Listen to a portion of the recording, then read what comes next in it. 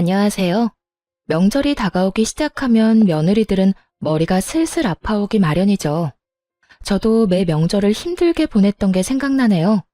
하지만 지금은 아주 편하게 명절을 보내고 있죠. 그 짜증나는 명절에서 어떻게 벗어났는지 알려드릴게요. 저는 평범한 회사원으로 자영업에 종사하는 남편과 만나 가정을 꾸렸어요. 신혼집은 경기도 외곽에 있었는데 남편 직장과 제 회사가 가까운 곳에 마련했죠. 결혼 초반에는 명절에 대한 스트레스가 그렇게 크지는 않았어요. 결혼 3년 차가 될 때까지는 친정에도 갈 수 있었으니까요. 사실 친정은 거의 땅끝마을에 가까운 아주 먼 지방에 있었어요. 가는 길마저 험해서 결혼 후에는 명절이나 연휴 때 한 번씩만 들를 수 있었죠. 너무 멀고 대중교통으로 가기도 힘든 곳이라 자주 못 가더라도 이해하고 넘어가려고 했어요. 그런데 결혼 4년 차가 되던 해부터 남편이 친정에 가는 걸 꺼리더군요. 여보, 솔직히 너무 멀잖아. 이번에는 그냥 연락만 드리고 용돈은 계좌로 붙여드려. 거기까지 내려갔다가 다시 올라오면 쉬는 시간도 없이 바로 출근인데. 힘들어서 일도 못해. 나뿐만이 아니라 당신도 마찬가지잖아. 이게 남편의 논리였고 솔직히 미안할 일도 아닌데 괜히 미안하기까지 했죠. 친정이 너무 멀어서 남편이 많이 피곤하겠다 싶었어요. 괜히 이렇게 먼 곳에 직장을 가지게 된 스스로를 탓하게 되기도 했고요. 그런데 시모는 또 다른 이유로 저를 친정에 보내지 않았어요. 처음 남편 말을 따라 친정에 내려가지 못한 날 시모가 저한테 그러더군요. 잘했다. 시집 왔으니 넌 죽어도 이 집 귀신이야. 친정 가봐야 이제 남이지. 우리 집에서 마음 편하게 지내라. 그리고 남편 내조도 좀 하고. 사위는 백년 손님이라잖아. 친정에 데리고 가봐야 손님밖에 더 돼. 너는 우리 집 가족이지만 거기서 우리 아들은 손님이라는 거 잘 기억하고.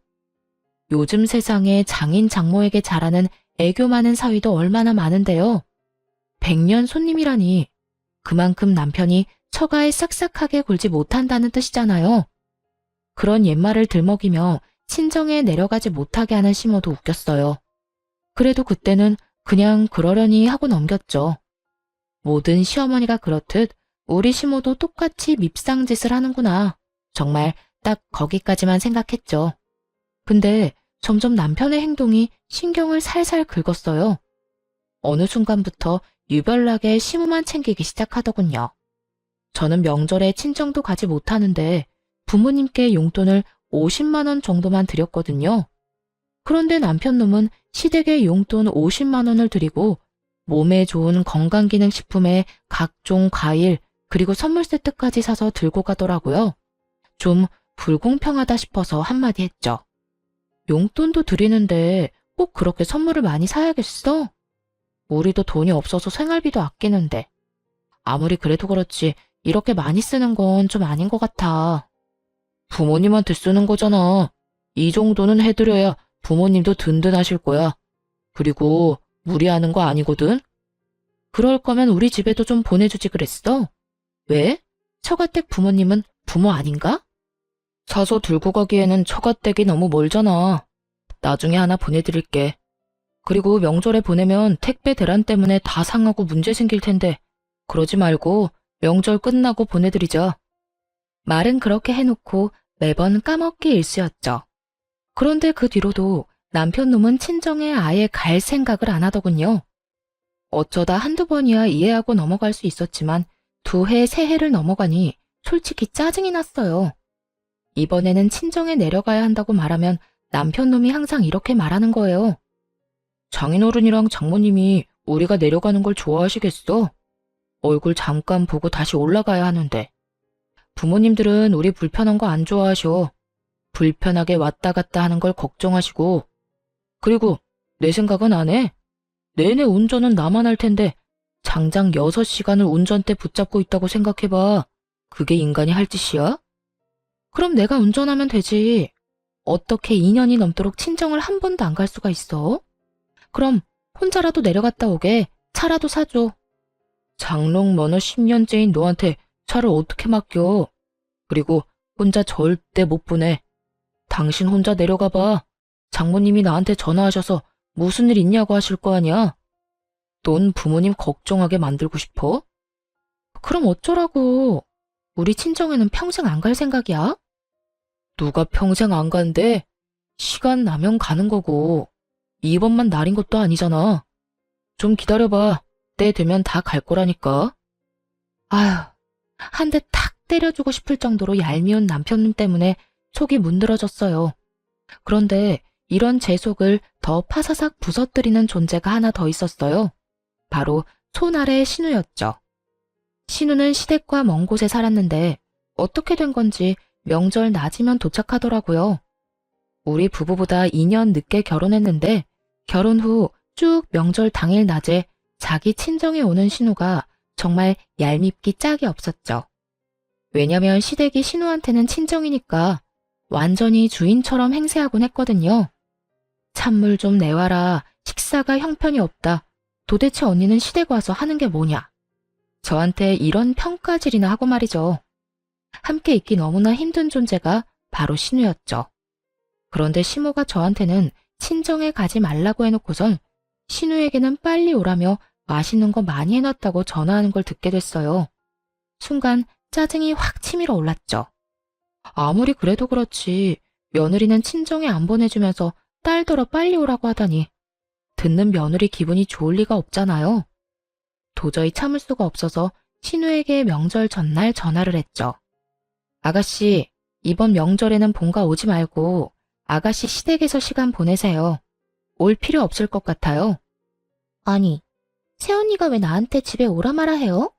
우리 부모님 집인데 왜 언니가 나를 못 오게 하냐고요. 참나 기가 막혀서. 지금 이게 뭐 하는 짓이에요? 우리 엄마도 새언니 이러는 거 알아요? 어머님은 모르시는데 아마 제 의견에 동의하실걸요? 지금 뭘 모르는 것 같은데 어머님은 아가씨가 집에 오는 거 싫어하세요. 그러면서 평소 시모의 지론을 신우에게 말해줬어요. 며느리는 친정에 자주 가면 안 된다는 그 지론 말이죠. 할 말이 없어 열받았는지 신우가 전화를 뚝 끊더군요. 그리고는 바로 시모에게 전화를 했나 봐요. 명절 전날이라 시댁에 함께 있었는데 옆에 있던 시모가 전화를 받더군요. 그래, 딸. 왜 전화했어? 엄마, 새언니가 나더러 집에 오지 말래. 엄마가 나 집에 오는 거 싫다고 했어? 뭐? 내가 왜 그런 소리를 해? 얘, 너 도대체 우리 딸한테 무슨 소리 한 거야? 왜 오지 말라고 한 거니? 시모가 화들짝 놀라서는 저한테 화를 내며 묻더라고요. 그래서 아무 생각 없는 척 시모에게 태연스레 말했죠. 어머님이 저한테 말씀하셨잖아요. 며느리가 친정 자주 가는 거 보기 싫다고요. 죽어서도 이 집 귀신인데 친정 가면 뭐 하냐고. 그러니까 저도 몇 년째 친정에 안 보내고 있으시잖아요. 안 그래요? 항상 그렇게 말씀하시길래 아가씨한테도 어머님 생각 말해드렸어요. 어머님은 며느리가 친정 가는 거 싫어한다고. 아가씨도 며느리인데 이 집에 오지 말아야 하는 거 아닌가요? 그 이야기를 듣던 시모는 순간 벙찐 모양이었어요. 다 자기가 한 말이었으니까요. 그걸 신우에게 대입해서 그대로 돌려줄 줄은 생각도 못했나 봐요. 그때 신우가 전화로 그러더군요. 이 언니 웃기네. 어떻게 며느리랑 딸이 똑같아요. 당연히 다르지. 똑같죠, 남의 며느리인 건. 근데 다른 게 있긴 해요. 아가씨랑 저랑은 시어머니가 다르잖아요. 아가씨는 상식적이고 친절하고 좋은 시어머니 만났나 보네요. 추석 당일 아침에 밥만 먹이고 바로 친정에 보내주는 거 보면. 근데 저는 다르거든요. 지금 몇 년째 친정을 못 가는 건지 모르겠어요. 가고 싶다고 해도 참으라고만 하고 가서 좋을 거 없다고만 하시는데 남의 집안 며느리 된 딸은 어찌나 집으로 부르시는지. 이래서 사람을 잘 만나야 하나 봐요. 이렇게 말하자 이번에는 신우가 아무 말도 못하더군요. 더 말해봐야 자기 엄마 얼굴에 침 뱉는 꼴만 되니까요. 게다가 내일 있을 명절 잔치를 위해 시댁 친인척들이 다 모인 자리여서 그런 말을 떠들어대니 친척들도 불편한 기색을 내비치더군요. 남의 집안일이라 대다수가 못 들은 척하는 것 같았어요. 그리고 그분들도 알게 된 거죠.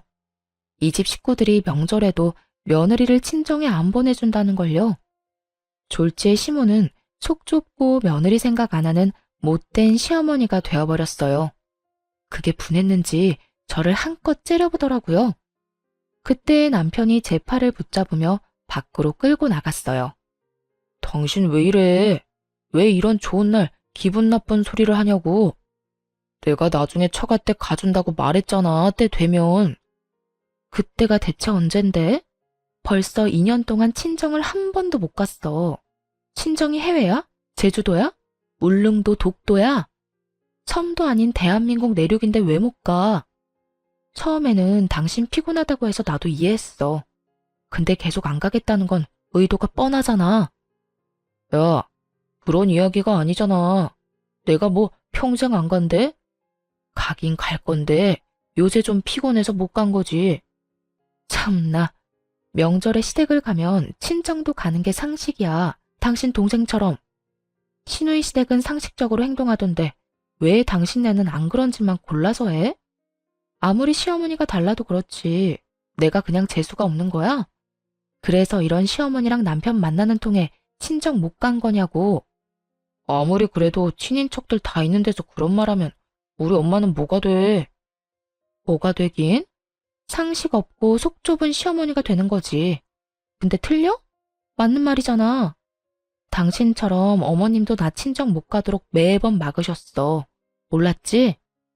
주말에 나 혼자라도 가려고 하면 매번 시댁에 오라고 해서 일 시키신 분이야.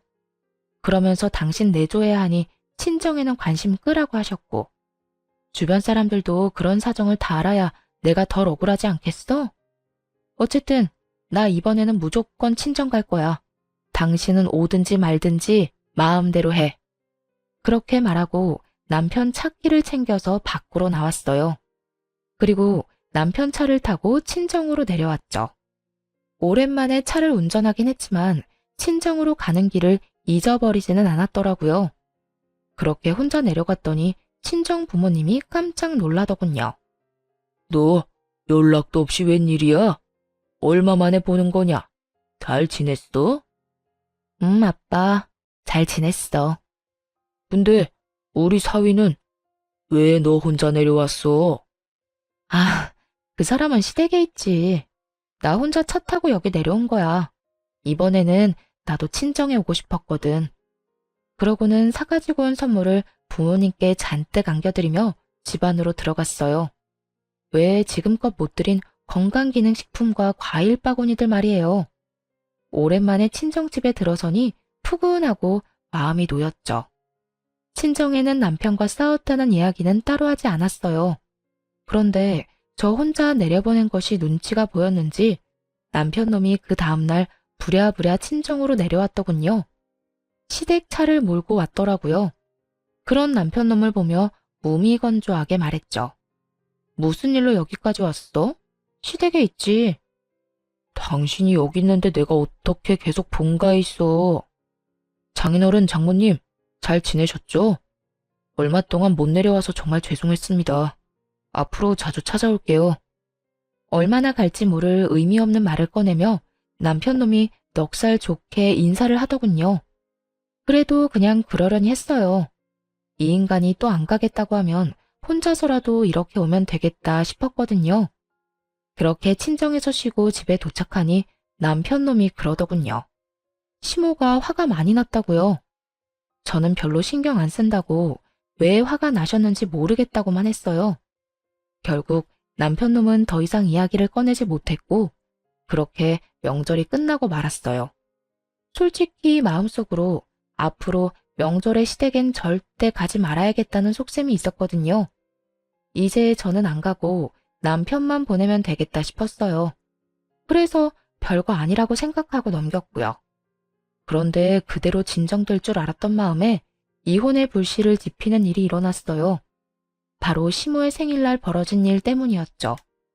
그해 연말 시모 생일 잔치에 초대받아 갔어요. 생일 선물은 남편이 자기가 마련하겠다고 한지라 저는 신경도 안 쓰고 있었죠. 지난 명절 이후 시모와 화해를 한 것도 아니었고 가봐야 꽂아 놓은 보릿자루처럼 자리만 지키다 올 거라고 예상했거든요. 그리고 시모 생일 선물도 남편이 몇십만 원 정도 용돈이나 주고 말겠지 했어요. 처음에는 무슨 선물을 준비했는지 몰랐어요. 그냥 일반 종이 가방에 담겨 있었거든요. 남편이 시모에게 그걸 주며 나중에 집에 가서 열어보라고 하더라고요. 이때까지만 해도 아무 생각이 없었는데 시모가 그게 뭔지 너무 궁금했었나 봐요. 그래서 남편이 화장실 간 사이에 그걸 꺼내서 확인을 했는데 선물을 확인한 순간 제 눈도 뒤집어졌어요. 좋기 몇백만 원은 하는 명품 가방이었거든요. 이 인간이 친정엄마 생일에 준 선물은 12만 원짜리 화장품 세트였거든요.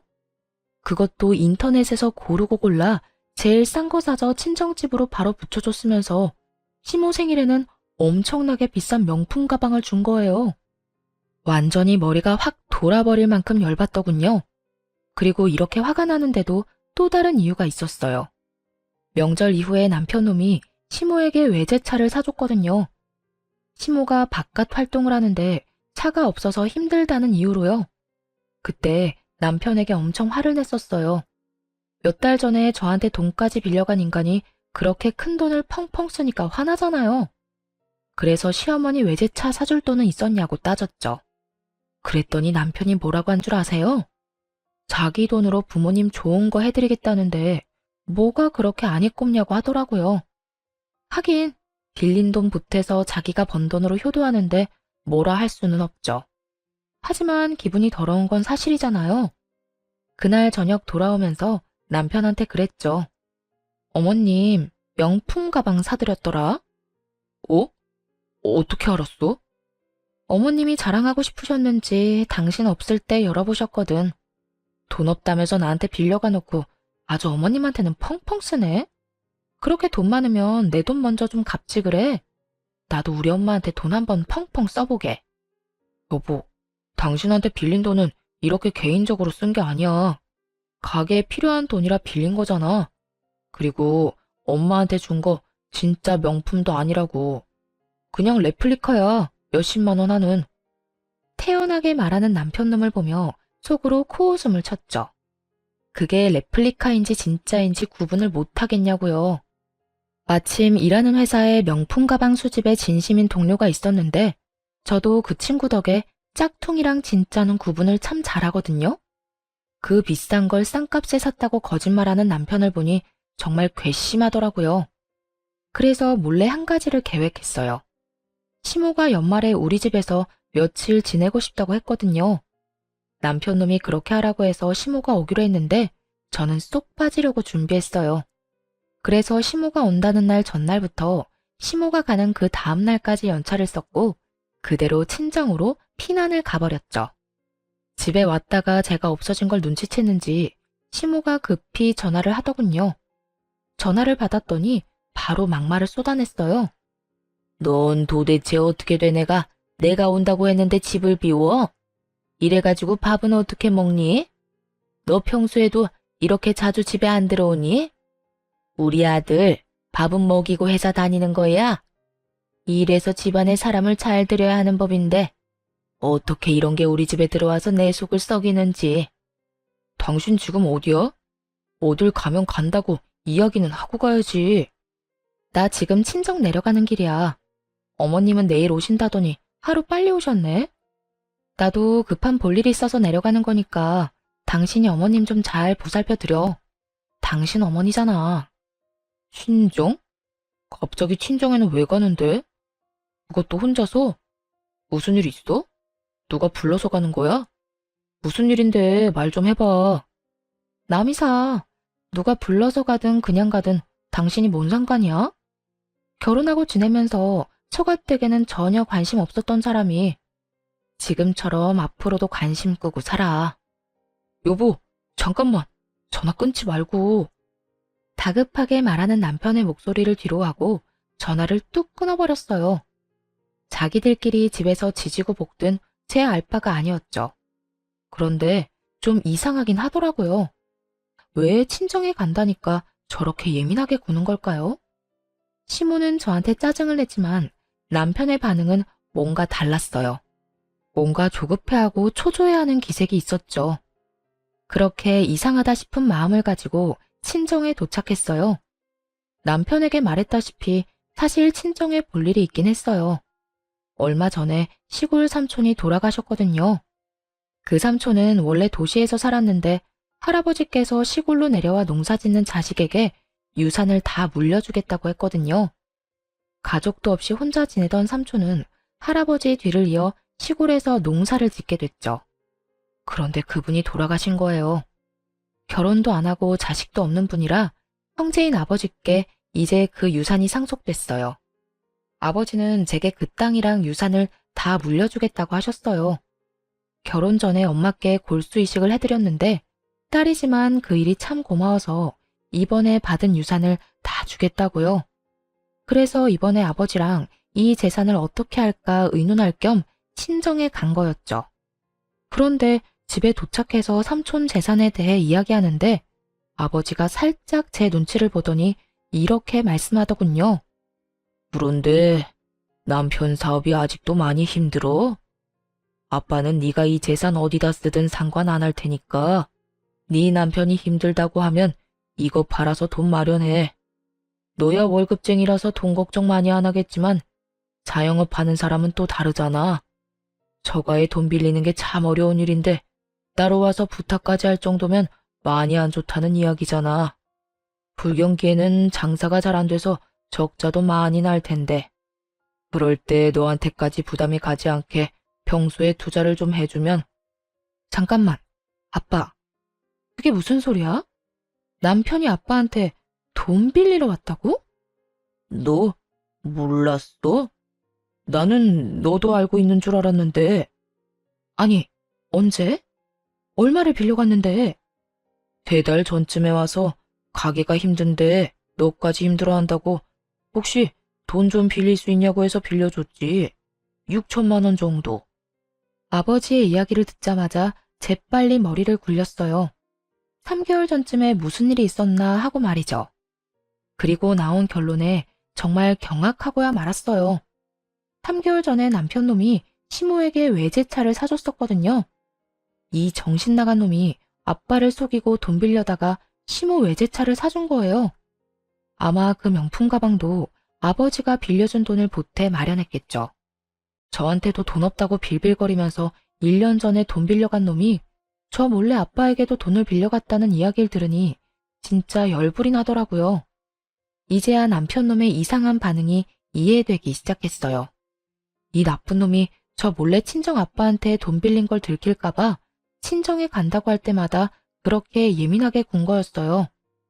와, 있는 도끼에 발등 찍힌다는 말이 있긴 하지만 이렇게 호되게 찍힐 줄이야. 정말 상상도 못했거든요. 그저 귀찮아서 친정에 안 내려가는 것이라 생각했는데 그게 아니라 이런 미친 짓을 저 몰래 하고 있었다니. 화가 치밀어 올라 계획보다 더 빨리 일을 마무리하고 집으로 향했어요. 친정에 있는 내내 남편에게서 전화가 왔는데 모조리 씹어버렸더니 나중에는 문자까지 보내오더군요. 어디냐, 언제 오냐, 내가 내려갈까 하고 말이죠. 그래서 답장을 딱 하나 보냈어요. 지금 올라간다 라고요. 그렇게 집에 도착했더니 시모는 없고 남편 혼자 있더군요. 뭔가 불길함을 느낀 건지 남편 놈이 눈치를 보더니 이렇게 말했어요. 친정에는 왜 갔다 왔어? 장인어른 장모님 아무 일 없으시지? 아무 일도 없으셔. 근데 오늘 우리 사이엔 무슨 일 있을 거야. 나 당신이랑 이혼할 거거든. 갑자기 그게 무슨 소리야? 이혼이라니. 친정에 갈 때마다 어머님께 한 소리 들어야 하는 것도 짜증나고 쉬는 날에도 내 맘대로 못 쉬는 거 진짜 열받아. 그냥 이혼해. 더 이상 이렇게는 못 살아. 일부러 돈 관련해서는 입도 벙긋 안 했어요. 남편놈이 대체 언제 이야기할까 궁금했거든요. 그런데 예상과 달리 먼저 돈 이야기를 안 하니 남편놈이 완전히 당황하더군요. 이혼을 하게 되면 저에게 빌려간 돈을 당연히 갚아야 할 테고 그뿐만이 아니라 장인어른한테 빌린 돈도 갚아야 했죠. 그걸 생각하니 아득했는지 똥줄 빠진 것처럼 안절부절 못하더라고요. 그렇게 이혼 소송을 진행했어요. 물론 남편은 절대 안 된다고 했는데 그냥 비웃어줬죠. 이혼이 자기 혼자 안 하겠다고 안 할 수 있는 게 아니잖아요. 그런데 이혼 소식을 어떻게 전해 들었는지 시모가 전화를 했어요. 네가 이혼하자고 했다며? 니까 게 뭔데 우리 아들한테 이혼하자는 거야? 걔가 뭐 잘못한 게 있는데? 나도 그렇고 아들도 그렇고 우리는 떳떳해. 뭐 쫄기라도 할 줄 알았어? 이혼하자면 하는 거지. 그런데 네가 그래봐야 위자료 한 푼도 못 줘. 그리고 네가 결혼할 때 받아간 결혼 자금 그거 고스란히 뱉어내고 이혼해라. 아니면 이 이혼 절대로 못 해주고 끝까지 쫓아가서 그 돈 다 받아낼 생각이야. 그러니까 도망칠 생각하지 말라고 미리 경고하려고 전화했다. 시모의 기세가 아주 등등하더군요.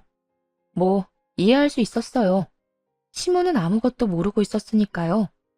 그러니까 이렇게 커다란 폭탄을 던질 거라는 상상도 못하고 거만하게 구는 거겠죠. 그래서 그 다음날 준비한 서류를 들고 시댁을 찾아갔어요.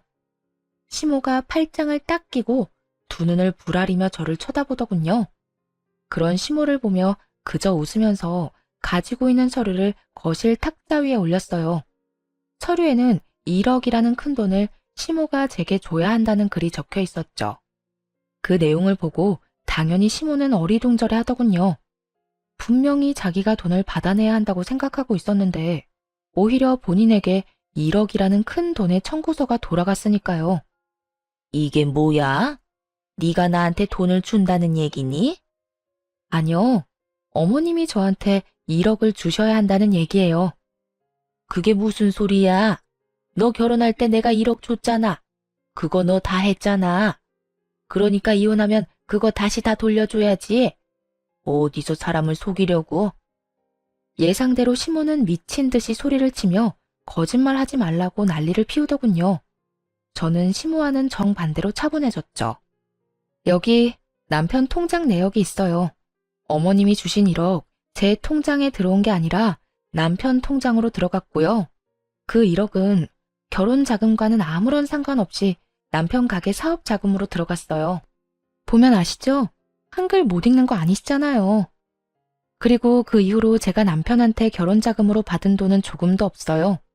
남편 통장, 제 통장, 어딜 봐도 그런 내역은 없잖아요. 안 믿기시면 변호사 통해서 금융기록 같은 거 살펴보셔도 돼요.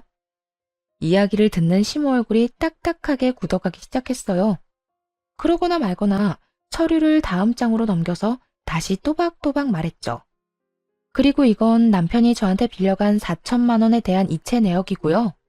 빌려주면서 당연히 갚으라고 이야기했고 그 돈은 온전히 제 월급으로 모은 거 확인할 수 있어요. 그리고 제 통장에는 남편이 그동안 준 생활비 내역이 있는데 6년이라는 기간을 다 통틀어도 총 금액이 1,000만 원도 안 돼요. 그렇다고 남편이 살면서 생긴 빚을 따로 갚은 것도 아니고요. 가게가 어렵다는 말에 제가 6년간 빌려준 금액이 더 커요.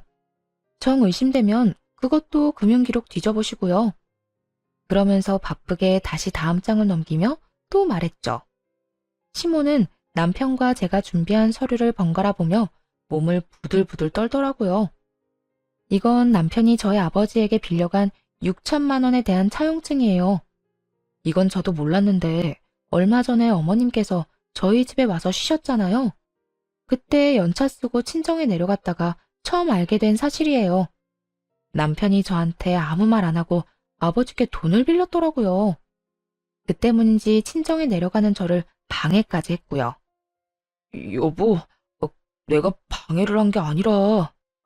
남편 놈이 찔리는지 중간에 변명을 하려고 하더라고요. 저도 말이 곱게 나오진 않았죠. 그럼 언제 이야기할 생각이었는데? 너 내가 그날 친정 내려간다고 했더니 필사적으로 막았잖아. 네가 우리 아빠한테 나 몰래 돈 빌린 거 안 들키려고. 게다가 빌려놓고 갚을 생각은 안 하고 펑펑 쓰기만 해? 그걸 어디다 썼는지 내가 모를 줄 알아?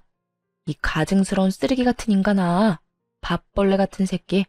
감히 우리 아빠가 피땀 흘려 번 돈으로? 한동안 남편을 욕해주며 째려보다가 시모에게로 고개를 돌렸어요. 시모는 여전히 서류를 붙잡고 못 믿겠다는 듯 바라볼 뿐이었죠. 그러니까 결국 어머님께 드리고 싶은 이야기는 결혼 자금으로 주신 1억 중 제가 쓴 건 없으니 남편한테 받으시라는 말이에요.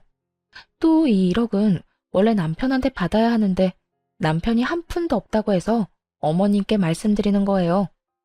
아니, 이걸 왜 내가 갚아? 아들이 빌렸다면서 그러면 아들이 줘야지. 그리고 우리 아들이 왜 돈이 없어? 너희 집이 있잖아. 팔면 돈 나올 텐데 그걸로 마련하면 되지. 그 말을 듣고 조용히 다시 서류를 한 장 더 넘겼어요. 그 집은 저랑 제 친정 부모님이 돈을 모아서 산 집이고요. 그 집에 남편의 지분은 조금도 없어요. 그렇기 때문에 팔 수가 없네요. 전 팔 생각이 없으니까요.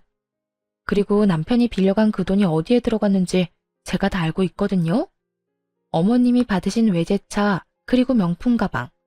그것들 다 남편이 저랑 친정아버지한테 돈 빌려서 사드린 거예요. 그러니까 남편 대신 어머님이 그거 팔아서라도 갚아주셔야죠. 그러자 남편 얼굴이 일그러지더군요. 제가 남편의 상황을 모르길 바랬던 것 같았어요. 이런 돈 이야기 없이 이혼하자고 했을 때 혹시 진짜 모르나 하고 기대했겠죠? 그런 기대를 마지막 순간에 철저히 무너뜨려주는 게 진짜 복수고요. 남편에게 백날 돈 갚으라고 말해봐야 타격감 제로일 테고 이렇게 가족 앞에서 이야기해야 수치심과 두려움이 배가 될 테니까요. 아들아, 저 말이 진짜야? 다 참말이냐고. 너 나한테는 그 집이 다 네 거라며. 거기다 결혼자금 1억도 다 집 사는데 썼다며. 근데 뭐? 빚이 1억? 너 도대체 뭐 하고 다닌 거야? 엄마, 제가 차 사드렸잖아요. 사람 혼이 빠지도록 무조건 비싼 차 사달라고 한 사람이 누군데요? 안 될 것 같다고 했을 때 엄마가 뭐라고 했는지 기억 안 나요? 돈 빌려서라도 사주는 게 자식된 도리라면서요. 그래서 장인어른한테 빌려다 외제차 해드렸잖아요. 남편 놈이 도리어 화를 내며 말하자 시모는 충격을 이기지 못했어요. 너 그걸 말이라고? 아이고 머리야. 아이고. 시모가 머리를 부여잡고는 못 쓰러질 듯 휘청거리더군요. 그러다 소파 위로 풀썩 주저앉았어요. 그리고 잠시 후 처음과는 전혀 다르게 차분해진 목소리로 슬쩍 말하더군요. 예, 나는 이런 사정 같은 거 아무것도 몰랐어. 우리 아들이 이런 짓을 했을 줄은. 이건 정말 큰 문제야. 그냥 넘어갈 수는 없지. 그런데 이렇게 이혼해서는 안 돼. 차라리 같이 살면서 갚게 하는 게 낫지 않겠니? 아까의 기세등등하던 태도는 어디로 갔는지 이제는 시모가 이혼하지 말라고 권유하더군요. 살면서 돈을 갚도록 하는 게 더 좋다는 이유로 말이죠. 안면물수라는 게 이럴 때 쓰는 말일까요? 너네가 이혼한다고 쫄릴 줄 아냐며 큰 소리는 펑펑 쳐놓고 남편에게 빚이 1억 있다는 걸 알자마자 급박하게 꼬리를 내리는 시모 꼴이라니. 게다가 남편이 빈털털이라는 것을 알고는 저를 묶어두려는 것 같더군요. 이미 시모와 남편이 어떤 사람들인지 다 아는데 그게 가능할 리가 없잖아요. 솔직히 두 사람이 저한테 조금이라도 친절하게 대했다면 그리고 저를 속이지 않고 친정에 가도록 배려해줬다면 이혼까지 생각했을까요? 분명 고민이야 했겠지만 이혼은 안 했겠죠. 그렇지만 남편의 행동이 너무 치사했잖아요. 친정에는 내려가지도 못하게 한 주제에 장인어른한테 빌린 돈으로 시모에게 외제차와 명품백을 사주다니. 그런 남편놈을 보고 누가 이혼을 생각하지 않을 수 있겠어요? 저는 코웃음을 치며 시모에게 말했죠. 아드님 이혼 안 시키고 절 붙잡아 보려는 그 마음은 알겠지만 이미 늦었어요. 이혼 소송 진행 중이거든요. 그리고 이혼하든 안 하든 이 돈은 남편이 갚아야 하는 거고요. 저희 아버지도 그렇고 저도 그렇고 이 돈 어떻게든 받아낼 거예요. 그제야 시모가 무너지더군요. 갑자기 고개를 쳐들더니 실성한 여자처럼 아들에게 소리쳤어요. 난 못 갚아. 네 잘못이고 네가 빌린 돈이니 네가 갚아. 내가 뭔가 해줄 거라고 절대 기대하지 마. 잘못한 건 네 놈이고 나는 결백하니까. 결백한 것 치곤 시모가 받아먹은 게 워낙 많아서 남편 놈도 가만히 있진 않았어요. 아니, 그 돈 빌려서 온전히 저한테 쓴 것도 아닌데 왜 못 갚아주는데요? 와, 엄마 진짜 얼굴에 철판 제대로 깔았네. 그만큼 받아놓고 이제와 발뺌을 하신다? 그건 제가 용납 못해요. 두 사람은 1억이라는 빚 앞에 한치도 물러서지 않고 팽팽하게 싸우더군요. 그런 둘을 놔두고 그 집을 빠져나왔어요. 그리고 집에 오자마자 용달차 부르고 안방에 있는 남편 짐부터 꺼냈죠. 그런데 어느새 남편 놈이 집에 슬그머니 들어오더니 짐을 싸는 걸 보고 저를 말리려고 하더군요. 여보, 진짜 이럴 거야? 나 정말로 내보낼 거냐고. 우리가 함께 산 세월이 몇 년인데 이런 식으로 내보내는 건 좀 아니지 않아? 내가 어떤 식으로든 갚는다니까? 그 돈은 당연히 갚아야 하는 거고, 당신은 이 집에 대한 지분이 하나도 없잖아. 결혼할 때 한 푼도 안 내고 이 집에 들어온 건 너야. 그때도 당신 가게 힘들다고 해서 어머님한테 받은 돈도 당신이 모았다던 결혼 자금도 다 가게로 들어갔지. 솔직히 그것도 의문이긴 해. 그 돈은 시댁에 안 갖다 바쳤어?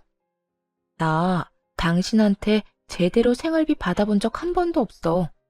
그것만으로 이미 아웃이고 어차피 이혼하고 나갈 텐데 뭐하러 굳이 같이 살아? 보기 싫은 얼굴 쳐다보면서. 그러니까 미리 좀 나가.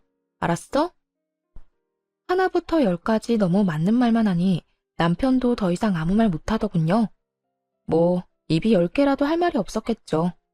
자기가 뭘 잘했다고 이 집에 남겠다 어쩐다 이야기하겠어요? 그리고 시모와 남편을 위한 진정한 지옥은 며칠 뒤부터 시작됐어요. 이혼에 대한 전말을 모두 듣게 된 친정아빠가 완전 열받으셨거든요. 그딴 놈도 하나뿐인 사위라고. 내가 노후자금으로 모아놨던 자금까지 빌려줬는데 널 속이고 그딴 짓을 했다고? 널 친정에 못 가게 한 것도 모자라 지 엄마 외제차랑 명품백을 사줬단 말이야. 차라리 너한테 선물을 사줬다 하면 내가 그 돈 받을 생각 안 했을지도 몰라. 그런데 감히 내 딸한테도 돈을 빌려놓고 나한테까지 돈을 빌려? 그건 절대로 용서 못하지. 지옥까지 쫓아가서라도 그 돈 받아내고야 만다. 그렇게 선언한 친정아빠는 정말로 그 먼 곳에서 한달음에 올라오셨어요. 그러고는 남편이 시모에게 사준 외제차 뒤를 졸졸 쫓아다녔죠. 완전히 대놓고 쫓아다닌 게 아니라 몰래 뒤만 쫓다가 시모가 지인들을 만나는 것 같으면 마치 우연히 마주친 적 다가가 이랬대요. 아이고, 잘 지내고 계신 것 같아서 보기 좋습니다. 이제 그쪽 아드님하고 우리 딸이 이혼한 건 아시죠? 그런데 그쪽 아드님이 나한테 빌려간 돈을 안 갚아서 이렇게 찾아왔어요. 아드님이 그러는데 자기는 돈이 없으니 엄마한테 가서 받으라고 하더라고요. 저도 노후를 위해 힘겹게 마련한 돈이라 없으면 크게 곤란해서 말이죠. 그쪽 아드님이 나한테 빌린 그 돈으로 자기 엄마 외제차를 사줬다고 하는데 그게 바로 이 차죠? 아이고, 참 좋아 보이네. 아니, 사돈은 왜 이럴 때까지 찾아와서 그런 이야기를 해요? 저는 우리 아들이 빌린 돈이랑은 아무런 상관이 없는 사람이에요. 상관이 없어? 당신 아들이 저지른 짓이고 그동안 당신이 그 돈 다 썼잖아. 그러면 양심상 대신 갚아줘야 한다는 생각은 안 들어요? 돈이 없으면 이 차랑 그 어깨에 걸려있는 가방을 팔아서라도 마련하셔야지. 그러니까 돈은 빌린 사람한테 갚아달라고 해야지. 왜 빌린 사람 엄마한테 이렇게 난리를 치냐고요? 아니, 상관이 왜 없어요? 그쪽이 아들을 잘못 키웠잖아요. 그리고 우리 딸 친정에도 못 가게 하고 이 집에서 매번 일 시키고 괴롭혔다면서요. 내가 그 이야기를 듣고 어찌나 속이 이상한지 밤에도 잠이 안 와. 남의 귀한 딸 데려다가 막 부리는 것도 모자라서 부모도 못 찾도록 만들어. 쌍으로 정신이 나간 것들. 뚫린 입이라고 아무 말이나 짓거리는 거 봐. 어쨌든 그쪽 아드님이 빌려간 1억 가지고 있는 걸 팔아서라도 마련하시라고. 당신 다니는 곳이 어디든 다 쫓아다니면서 그 돈 다 받아낼 거요. 앞으로 만날 지인들한테 아들 새끼가 사고친 거 다 알리고 싶으면 마음대로 하쇼. 난 안 말릴 테니까. 아빠의 말에 무시무시함을 느꼈는지 시모는 그 뒤로 사람을 만나지 않고 집에 틀어박히더군요. 시모가 밖에 나오지 않자 아빠는 이제 남편을 쫓아다녔어요. 아빠 돈이랑 제 돈까지 당장 갚으라고요. 결국 주변에 사람이 있든 말든 상관없이 쪼아대는 아버지 때문에 남편 놈은 시모의 반대를 뒤로하고 명품 가방과 외제차를 팔아 돈을 마련했어요. 그렇지만 아무리 좋은 외제차의 명품 가방이라도 중고잖아요. 당연히 살 때만큼의 돈을 마련하기는 어려웠죠. 비싼 만큼 감가가 어마무시하잖아요. 그래서 어쩔 수 없이 시댁집을 담보로 대출을 받아 저와 아버지에게 갚았더군요. 그 돈을 갚을 때 남편이 저한테 한마디 했어요. 정말 독하다 독해. 진짜 이렇게까지 해야 해? 우리가 하루 이틀 같이 산 것도 아니고 몇 년을 함께 살았는데 나는 적어도 장인어른이 좀 더 상식적인 방법으로 돈을 받아갈 거라고 생각했어. 그런데 이게 뭐야? 주변 사람들한테 소문 다 내고 나를 못 살게 굴면서까지 돈을 받아갔어야 했어? 당신 왜 이렇게 사람이 못 됐어? 당신 아버지도 그렇고. 우리 아빠 욕하지 마. 독한 걸로 치면 네가 최고지. 넌 그럼 얼마나 상식적이길래 우리 집 무시하고 시댁에만 돈 쳐바르면서 효도했어? 솔직하게 말해서 네가 시댁에 효도할 때 친정에도 똑같이 해줬으면 내가 이랬겠냐고. 입장 바꿔놓고 생각해봐. 내가 우리 엄마한테만 몇백만 원짜리, 몇천만 원짜리 물건 사주고 너희 엄마한테는 10만 원짜리 화장품 사주면 어떻겠어? 기분 더럽겠지. 그래놓고 나한테 친정에도 가지 말라고 하고. 안 당해보면 모르는 거야. 그래서 당해보라고. 네가 그 입장이 되어봐야 그게 무섭고 힘든 일인 걸 알지. 왜 나 혼자 그 더러운 행동에 피해봐야 하는데? 너도 느껴봐. 아니, 솔직히 아들이 부모님한테 효도한 게 큰 죄는 아니잖아. 아무리 그래도 이렇게 하면 나랑 엄마는 앞으로 어떻게 살아? 야, 나는 네 심보가 고약하고 괘씸해서 용서를 못하는 거야. 능력도 안 되는 게 처갓집에서 돈 빌려다가 효도를 그렇게 하면서 막상 돈 빌려준 처갓집은 무시했지. 게다가 그게 찔려서 마누라는 친정에 가지도 못하게 하고. 가슴에 손을 얹고 네 놈이 한 짓거리를 생각해봐. 결국 이혼도 돈을 받아내는 것도 완벽하게 해결됐어요. 그렇게 전 남편과는 더 이상 만날 필요가 없어졌죠. 그 이후로 몇 번이나 연락이 왔지만 다 무시했어요. 전화한 이유야 뻔했으니까요. 그래서 용서해달라는 말은 필요 없으니 연락하지 말라고 몇 차례 문자를 보냈더니 더 이상 연락이 없더군요. 전 남편과 이혼하고 나서 저는 매년 명절이 되면 친정집으로 내려갔어요. 이혼을 하고 돌아온 저를 친척들은 반갑게 맞아줬죠. 그딴 놈이랑 잘 헤어졌다고 정신 나간 놈이라고 말해줬어요.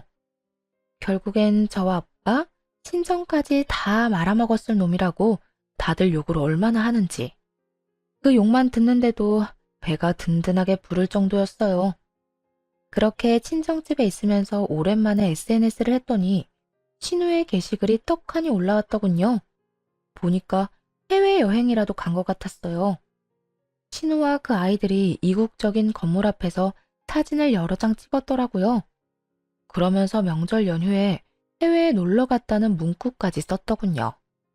명절 때마다 친정에 오고 싶어 안달이 날 정도였던 신우가 웬일로 친정이 아니라 해외에 갔는지 궁금했어요. 그리고 나중에야 그 이유를 알 수 있었죠. 전 남편과 전 시모가 빈털터리가 되고 나서 신우에게 손을 벌리려고 한 것 같더군요. 하긴 지인들에게 허세 부리고 싶어서 아들놈 들들 볶았던 시모잖아요. 당연히 신우에게도 똑같이 행동했겠죠. 눈치 빠른 신우는 그러기 싫어서 명절에 해외여행을 하고 있는 거였어요. 매년 떠들썩하게 사람 많던 시댁에 결국 찬바람만 쌩쌩 불고 있는 상황인 거죠. 게다가 들어보니 전 시모와 전 남편의 관계는 더욱 악화일로를 걷게 됐더라고요. 전 남편이 결국 시댁에서 나와 가게에서 숙식하고 있다는 소식을 들었어요. 자신을 구박하고 차랑 가방 돌려달라며 찡찡대는 시모 때문에 말이죠. 전 남편도 자신이 그렇게 살게 될 줄 알았으면 그런 짓을 안 했을 거예요. 한치 앞도 못 보고 안일하게 생각한 결과가 겨우 그거라니. 그렇다고 다시 걷어줄 건 아니지만요. 시모도 초라하기는 마찬가지였죠. 아들 하나 믿고 소소하게 며느리 괴롭히며 사치나 부리며 살더니 결국 그 돈들이 사돈집에서 나온 거라는 걸 알고서는 완전히 무너져 버렸잖아요. 자기 욕심 때문에 자식이 저 지경이 된 건 눈에도 안 들어오고 그저 자기한테 줬던 걸 뺏었다는 생각만으로 자식을 모질게 대하니 전 남편도 그런 전 시모에게 정이 다 떨어졌겠죠. 결국 시모는 이제 명절을 아주 조용하고 조촐하게만 보내게 됐고 나날이 아들, 딸의 지원도 끊겨 근근히 살아가고 있다고 하더군요. 뿌린 대로 거둔 꼴이 참 웃겼죠. 이렇게 저는 그 지옥 같은 시댁의 명절에서 벗어날 수 있었어요. 이혼한 걸 절대 후회하지 않아요. 더러운 꼴 보기 전에 떠나는 것도 좋은 방법일 수 있답니다. 긴 글 읽어주셔서 감사해요. 좋은